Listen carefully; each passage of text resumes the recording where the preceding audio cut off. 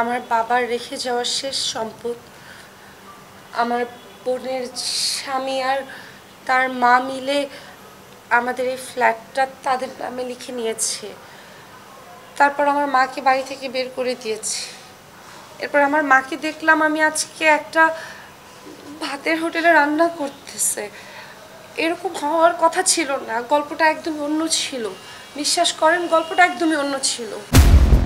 পারিবারিকভাবে অশান্তিতে ভুগছেন অহনা রহমান। তার আপন বোন নাকি মাকে বাড়ি থেকে বের করে দিয়েছেন। এ নিয়ে কান্নায় ভেঙে পড়েছেন এই অভিনেত্রী। এক সংবাদ সম্মেলন ডেকে গণমাধ্যমের সামনে এসব বলেন অহনা। তবে বাস্তব জীবনে নয়, বড় আপা শিরোনামের একটি নাটকে এই ঘটনা ঘটে। আমার বোনের হাজবেন্ড আর তার মা দায়ী।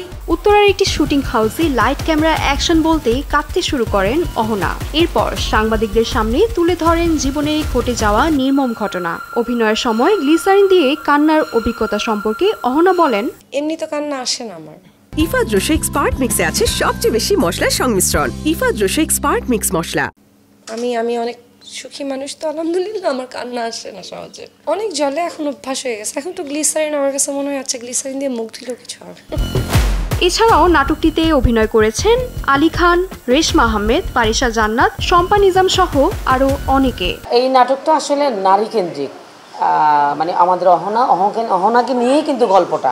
আমরা সাপোর্টিং রোল করছি। এর মাঝে আমি হচ্ছি অহনার ছোট বোনের শাশুড়ি। আমি একটু নেগেটিভ, এটাই আমার চরিত্র। আজকের নাটকে রাজীব সাহেব বস নামে যে চরিত্রটা আছে, এটাতে আমি অভিনয় করতেছি। নাটকটা অনেক সুন্দর, অনেক ভালো একটা গল্পে মানে একটা চরিত্র দেখা যাবে যেখানে আমিও সেই বড় বোন এবং মাকে নির্যাতন করছি, বা তাদেরকে তাদের অধিকার থেকে বঞ্চিত করছি, তাদেরকে এই ঘর থেকে বের করে দিচ্ছি। বড় আপা নাটকটি নির্মাণ করেছেন নির্মাতা তন্ময় খান। যত্ন সহকারে তিনি চিত্রগুলো একে একে ফ্রেমবন্দি করেছেন। শুটিং অভিজ্ঞতা নিয়ে নির্মাতা বলেন, এটা হচ্ছে পারিবারিক একটা গল্প, খুব ইমোশনাল একটা গল্প, মানে এক্সক্লুসিভ একটা গল্প, যেটা না দেখলে মানে বোঝানো মুশকিল। আমি গানটা বলতে চাচ্ছি না। আর এর অভিনয় করেছেন অহনা রহমান, বাংলাদেশের কুইন সুপারস্টার। এরপর অভিনয় করছেন প্যারিসা জান্নাত, তারপরে অভিনয় করছেন তানভীর, রেশমা আফা, তারপরে শম্পা নিজাম।